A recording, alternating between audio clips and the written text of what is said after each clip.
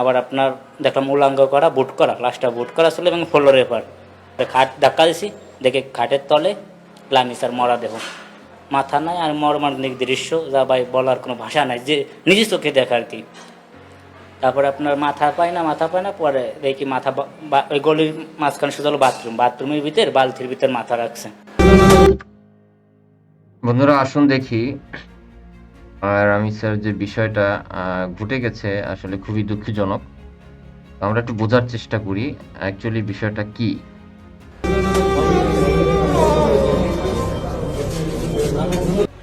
পরে শুনি চিল্লে ফাল্লা করতেছে এই মেয়ের আম্মু, রামিসের আম্মু, হ্যাঁ কি পাওয়া যাচ্ছে না।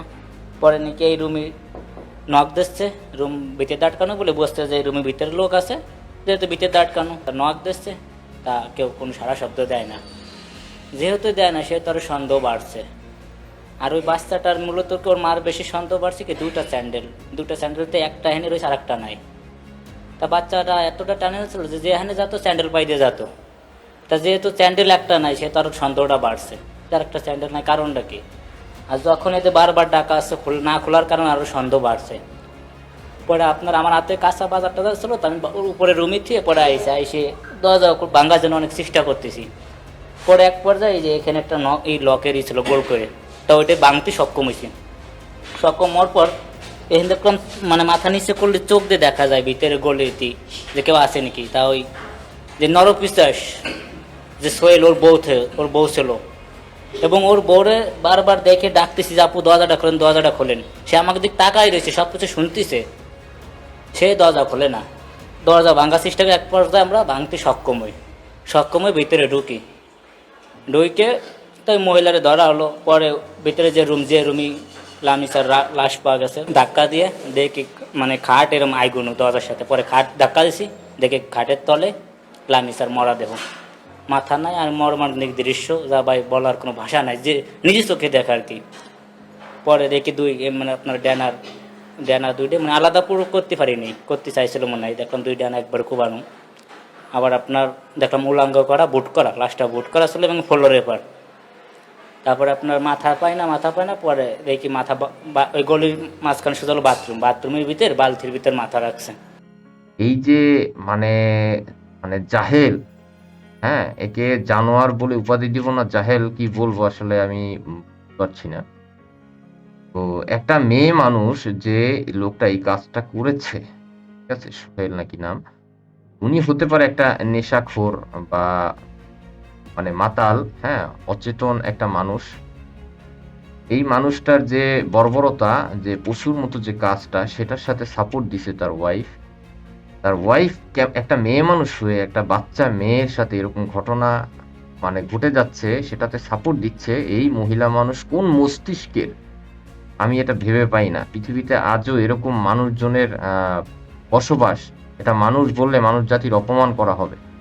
হ্যাঁ, এই মানুষগুলোর ভিতরে, মানুষ নামের এই মানে দেহগুলোর ভিতরে শয়তানের থেকেও ঊর্ধ্বে যদি কোনো পিশাচ থাকে, নরপিশাচ আসলে বাস করে।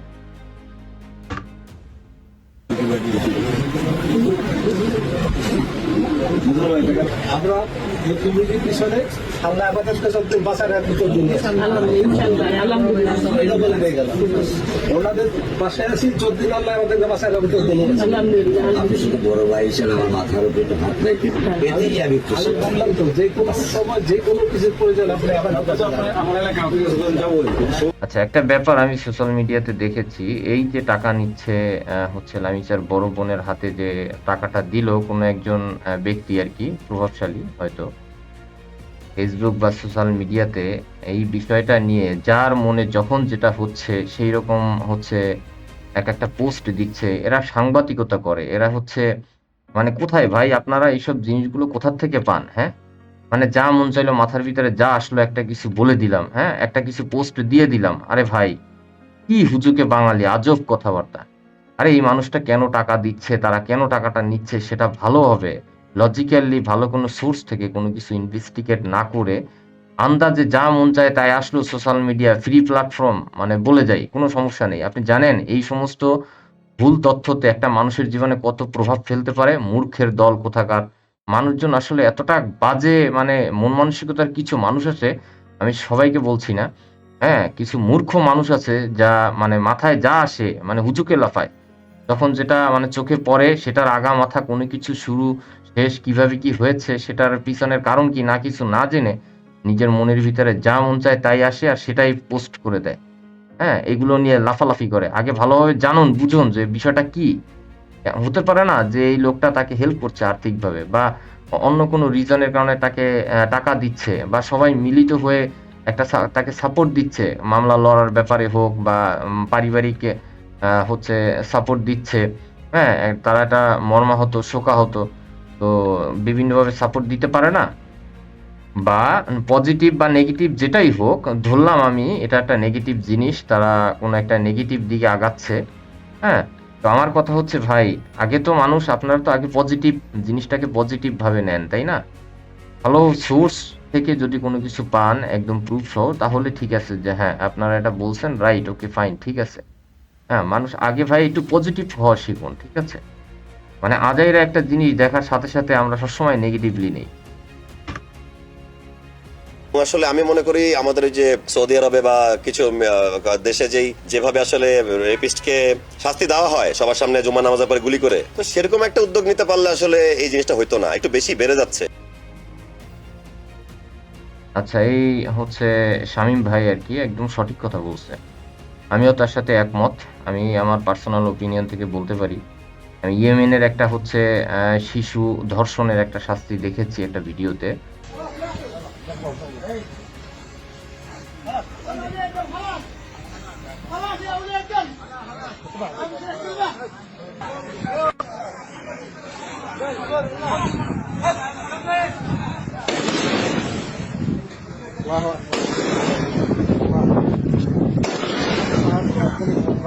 সৌদি আরবের হচ্ছে জেনা করার হচ্ছে যে শাস্তি সেটা দেখেছি আমি।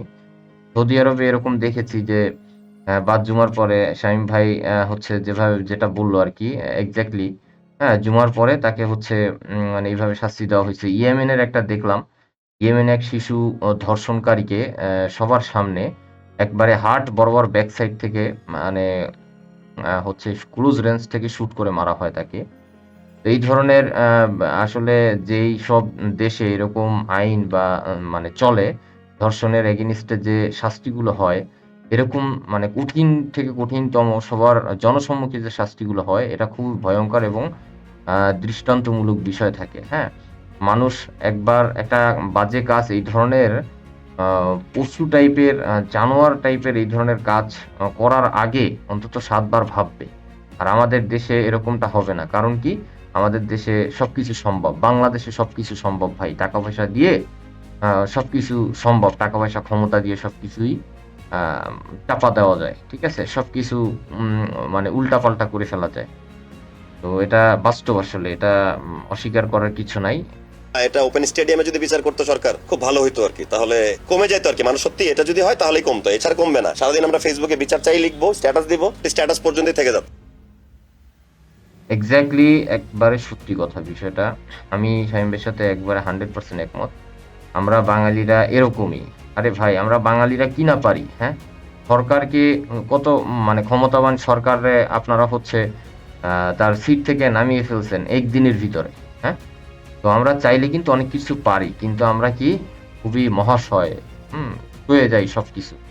যতক্ষণ না পর্যন্ত নিজের মানে বুকে এসে বিঁধে যতক্ষণ না নিজেদের উপরে অ্যাটাক না হয় ততক্ষণ বুঝি না। কোনো কিছুর মর্ম বুঝি না। যখন একবারে দেয়ালে পিঠ থেকে যায় তখন আমরা রিয়ালাইজ করি যে আসলে এই উদ্যোগটা অ্যাকশনটা নেওয়া উচিত। হ্যাঁ? আর তার আগ পর্যন্ত অমুকের বাড়িতে ঘটনাটা ঘটছে। আচ্ছা যাক খুবই দুঃখজনক বিষয়। ওকে ফাইন ঠিক আছে। এই পর্যন্ত সমাপ্ত। সোশ্যাল মিডিয়াতে ২ একটা স্যাড ইমোজি দিলাম। হ্যাঁ? একটা মানে কি বলবো? ইমোশনাল একটা হচ্ছে কমেন্ট-টমেন্ট করে দিলাম। যাক আল্লাহ তাকে বেহেশত নসিব করুক, আল্লাহ তার সহায় হোক। এই পর্যন্ত সমাপ্ত। হ্যাঁ? একটু শেয়ার-টেয়ার, লাইক-টাইক দিয়ে শেষ। হ্যাঁ? বিষয়টা আসলেই সত্যি। আমরা আসলে এই ধরনের যেমন এই যে ঘটনাগুলো ঘটতেছে শুধু রামিসা না, এই ১ সপ্তাহের ভিতরে প্রায় ৩-৪ টা জায়গায় আমার জানা মতে আরো বেশি হবে হয়তো। শিশু নির্যাতন হইছে, শিশু ধর্ষণ হইছে। কেউ চিটাগং এর একটা সিন সেটা আমরা দেখব। তো এরকম হচ্ছে আম হ এক এই কয়েকটা শিশু নির্যাতন হয়ে গেছে রিসেন্টলি। তো প্রতিটা একটা জায়গায় যদি কোরআনের আইন প্রতিষ্ঠিত হইতো আজকে বাংলাদেশে, আহ, মানে ধর্ষণের শাস্তি ওপেনে যেভাবে দেয় আর কি, যেমন সৌদি আরব, ইয়েমেন, এই সমস্ত মুসলিম কান্ট্রিগুলো, তো তো আসলে এই ধরনের এত মাত্রা এরকম কখনোই বাড়তো না। আসিয়া থেকে রামিসা কুটকাছাড়ি সব্বিসা আসিয়া থেকে রামিসা। এই বিষয়টা আমার কাছে খুবই ভালো লাগছে। মিরপুরে হচ্ছে রামিসার হত্যা নিয়ে হচ্ছে আন্দোলন করা হচ্ছে। আসলে কিছু সোশ্যাল মিডিয়াতে আমি দেখলাম আর কি যে রামিসার বাবা বা বড় বোনের হাতে টাকা দিছে এই সেই, যেটা কিছুক্ষণ আগে বললাম। তো আমার কথা হচ্ছে যা মন চায় তাই হোক, ঠিক আছে। তারা মানে যেহেতু একটা মেয়ে, এই মেয়েটা কি আমাদের বোন, সবার বোন, ঠিক আছে। তো তাদের বাবা মা যদি কোনো রকমের হচ্ছে ক্রাইমের শিকার হয় বা কোনো না কোনো চাপে পড়ে যদি তারা পিছু পা হটে বা যেটাই হোক, সেটা আমাদের দেখার বিষয় না। হ্যাঁ, আমরা বলতে পারি না যে তার বাবাই চাচ্ছে না, তারাই চাচ্ছে না, মানে এটা নিয়ে আর লড়তে, সামনে এগোতে, আমরা কি করব? আসলে না, এটা এরকম কথা বললে চলবে না। আমাদের হচ্ছে এগিয়ে যেতে হবে, এবং কে কি চাচ্ছে না চাচ্ছে, তার গার্জিয়ান কি চাচ্ছে না চাচ্ছে, সেটা দেখার বিষয় না। বিষয় হচ্ছে রামিসা আমাদের বোন। তো রামিসার উপরে যে নির্যাতন করা হয়েছে সেটার জন্য আমরা অবশ্যই এটা প্রোটেস্ট করব, এবং এটার জন্য আমরা বিচার দেখতে চাই, ঠিক আছে। রামিসার বাবা যদি না চায়, আমরা চাই এটার বিচার দেখতে। তাহলে আপনি কিভাবে বিশ্বাস করতে পারেন লামিসা হত্যার বিচার পাবে? যে দেশের মানুষ, যে দেশে ধর্ষকের বাবা মাকে আদালতে আদালতে ঘুরতে হয়, দর্শকের পক্ষে উকিল নিযুক্ত হয়, দর্শকের জন্য আবার একটা রায়কে আবার আপিল করা হয়। আসিয়ার হত্যাকারীর ফাঁসির রায় কার্যকর হয়েছে, সেই রায় আপিল বিভাগে এখন ঘুরতেছে, ফাঁসি কার্যকর না হয়। তাহলে যে উকিল রায়টা আপিল করছে যে ফাঁসি কার্যকর না হোক, তাহলে কি ওর ইচ্ছা নাই, ওর ঘরে সন্তান নাই, তাহলে ও কেন করলো? আজকে 1 বছর পর্যন্ত আসিয়া হত্যা মামলার যখন ফাঁসি হয়নি, তখন রামিসা হত্যা হয়েছে। রামিসা হত্যা গত 24 ঘন্টার মধ্যে 3টা মেয়ে হত্যা হয়েছে। আজকে সকালে একটা বার্থডে হয়েছে, নিউজ দেখলাম আরটিভিতে। কথা হচ্ছে বাংলাদেশ 92% মুসলিমের দেশ, স্বাধীন দেশ, এদেশের সরকার নির্বাচিত সরকার। 12 তারিখে এই দেশে সরকার নির্বাচিত হয়েছে, সুষ্ঠু নির্বাচনের মাধ্যমে এই দেশে সরকার হয়েছে। তাহলে সুষ্ঠু আইন প্রয়োগের মাধ্যমে কেন ফাঁসির রায় কার্যকর হবে না? এক্স্যাক্টলি, এই বোনটির সাথে আমি একমত। আরে বাবা, একজন রেপিস্টের পক্ষে উকিল নিয়োগ হয় এবং সে মামলা লড়ে রেপিস্টকে বাঁচানোর জন্য। আপনি চিন্তা করতে পারেন এর চাইতে জঘন্য আর কি? আরে ভাই, ওরে তো ভাই বাইন্দা পিটানো উচিত। হ্যাঁ, তোর মতো ভাই, এই যে এত পড়াশোনা করে কি এই শিখছিস, এই তোর মানবতা? টাকা ভাই, মামলা কি আর পাবি না জীবনে? কি তুই এই মামলাটা না লড়লে কি আর জীবনে খেতে পারবি না? তাকে ধরার সাথে সাথে ঠিক সেভাবেই বিচারটা হওয়া উচিত, ঠিক আছে। আমি বলতেছি না যে একেবারে ইনভেস্টিগেট না করে বিচার কর। অনেক সময় অনেক কিছু হয়, যা হয় তা দেখা যায় না, যা দেখা যায় তা হয় না। সঠিক ইনভেস্টিগেশনটা করা উচিত এবং সেটা দ্রুত করা উচিত। এত লেন্দি প্রসেস কেন হবে? ইন্টেলিজেন্স এরিয়া, তারপরে সিআইডি, মানে ডিভি, আইনের প্রশাসনের অনেক হায়ার যে মানে গোয়েন্দা বিভাগ আছে, এগুলো কি এটা কি পর্যাপ্ত না? এই মানে আইনের আইনের যে লোকজন আছে যারা উপরের লেভেলের, তারা কি পর্যাপ্ত না? তারা চাইলে কিন্তু এই বিষয়ে, সামান্য বিষয়ে এগুলো মানে একটা মানুষ কিভাবে কি করছে, ঘটনাটা কিভাবে ঘটছে, এটা কিন্তু তারা চাইলেই ইনভেস্টিগেট করে বের করতে পারে ইজিলি, খুব দ্রুত, ঠিক আছে। কিন্তু এত লেন্দি প্রসেস কেন হচ্ছে ভাই? তারেক রহমানের ব্যর্থতা, আইনমন্ত্রীর ব্যর্থতা, বাংলাদেশের বিচার ব্যবস্থার ব্যর্থতা। যদি না হতো, বাংলাদেশের যদি সঠিক বিচার ব্যবস্থা থাকতো, এখন তো ঈদের বন্ধ না, রবিবার থেকে কোর্ট বন্ধ, আজকে পর্যন্ত ফাঁসির রায় কার্যকর করার সুযোগ আছে। ধর্ষণকারীকে অন্য কোথাও না, যেখানে ধর্ষণ হবে সেখানে খুন হবে, যে বাসায় ধর্ষণ হবে সে বাসার সামনে খুন হবে। এই বোনটা আসলে মানে যে কটা কথা বলছে, ওনার প্রতিটা কথা, আসলে প্রতিটা কথার সাথে আমি একমত, ঠিক আছে। আজকে এরকম প্রসেস, মানে এরকম একটা জঘন্য ঘটনা ঘটার পরে একটা না, এই উনি যে বললো, আমার মনেও থাকে না এত কিছু। ওনার হচ্ছে বেশ কয়েকটা, মানে অলরেডি বাংলাদেশে ধর্ষণের সংখ্যা এত পরিমাণে বাড়ছে, এগুলোর রিজনটা কি আসলে? এর পিছনের কারণটা কি? হ্যাঁ, কিছু মুখোশধারী লোক থাকে, হ্যাঁ, মানে রাজনীতিক কিছু পলিটিক্যাল ব্যাপারও থাকে। এগুলো কার বদনাম ছড়াচ্ছে, কিসের কারণে কি হচ্ছে, মানে দেশের উপরে এরকম চাপ সৃষ্টি হয় যাতে এরকম কাজগুলো বুঝে শুনে কি প্রি প্ল্যান্ড করা আছে কিনা। আসলে কি বলবো, বাংলাদেশের রাজনীতির অবস্থা এমন, বাংলাদেশের পলিটিক্সের অবস্থা এমন যে কিছু বলা যাচ্ছে না আসলে। হ্যাঁ, কেন, কিসের কারণে কি ঘটছে হ্যাঁ, কোন কাজকর্ম ঘটিয়ে তারা কি হাসিল করতে চাচ্ছে, আমি আসলে এগুলো বলাটাও খুব মুশকিল। আমি এই আপুর সাথে একমত। এক্স্যাক্টলি, ধর্ষণকারীকে ধরে ইনস্ট্যান্ট তার হচ্ছে খুব দ্রুত সময় ইনভেস্টিগেট করে উপযুক্ত প্রমাণের সাথে এই ধর্ষণকারীকে ঠিক ততটাই নির্যাতন করা উচিত, তার থেকে ডাবল করা উচিত, যখন ওই ধর্ষণকারী যাকে ধর্ষণ করেছে বা যার উপরে নির্যাতন করেছে, তার থেকেও ডাবল নির্যাতন করে ওকে হত্যা করা উচিত। বিভিন্ন ওয়েতে তার উপরে মানে নির্যাতন চালানো উচিত তাকে। তার যে একজন ধর্ষণকারীর প্রথমত একজন ধর্ষণকারীর তার গোপনাঙ্গ কেটে দেওয়া উচিত আমার মতে। তারা সর্বোচ্চ প্রকার টর্চার করে মারা উচিত। চট্টগ্রামের বাকুলিয়ায় 4 বছরের এক শিশুকে ধর্ষণের ঘটনায় রণক্ষেত্রে পরিণত হয়েছে পুরো এলাকা। অভিযুক্তকে গণপিটুনি থেকে বাঁচাতে পুলিশের গুলি ও টিয়ারশেল নিক্ষেপে বেশ কয়েকজন সাংবাদিক ও সাধারণ মানুষ আহত হন। উত্তেজিত জনতার দাবি, দেশে ধর্ষণের দৃশ্যমান বিচার না হওয়ায় তারা আইন নিজের হাতে তুলে নিতে বাধ্য হচ্ছেন। আমরা অতীতে অনেক ধর্ষণকারী দেখছি, এরা ধর্ষণকারীকে পুলিশে নিয়ে গিয়ে কোনো বিচার হয় না। ধর্ষণকারী পরবর্তীতে বের হয়ে স্বাধীনভাবে ঘুরে, কিন্তু ধর্ষণকারী মান সম্মান নিয়ে এলাকায় থাকতে পারে না। ধর্ষণকারী ঠিকই প্রকাশ্যে ঘুরে বেড়ায়। আমরা চাই আমাদের সামনে ধর্ষণকারী বিচার হোক, প্রকাশ্যে বিচার হোক। আমরা পুলিশের হাতে ধর্ষণকারীকে তুলে দিব না। আমরা এখানে যেখানে ঘটনা ঘটছে সেখানে আমরা ধর্ষণকারী বিচার চাই। এটা আমাদের একটাই দাবি, আমরা ধর্ষণকারী বিচার আমরা এখানেই চাই। পুলিশকে বাধা দেওয়ার চেষ্টা করতেছে। আমরা যদি পুলিশের হাতে যদি দর্শককে যদি তুলে দিই, পর আবার দর্শককে আবার সে টাকা দিয়ে ছাড়িয়ে দিবে, টাকা খাওয়াবে, ছাড়িয়ে দিবে 2 দিন পর। দেখেন, এখানেও একটা ধর্ষণের ঘটনা ঘটেছে, তাও শিশু ধর্ষণ। হ্যাঁ, এই লোকটা সত্যিই যদি ধর্ষণ করতে গিয়ে যদি উপযুক্ত প্রমাণ থাকে, তাহলে তাকে ইনস্ট্যান্ট শাস্তি দেওয়া উচিত, ইনস্ট্যান্ট। তার যদি উপযুক্ত প্রমাণ থাকে যে হ্যাঁ 100% যে এই লোকটা এই কাজটা, জঘন্য কাজটা করেছে, তাকে ওই মুহূর্তেই শাস্তি দেওয়া উচিত এবং তার থেকেও জঘন্যভাবে শাস্তি দেওয়া উচিত। তাহলেই হচ্ছে কয়েকটা দৃষ্টান্ত তৈরি হবে।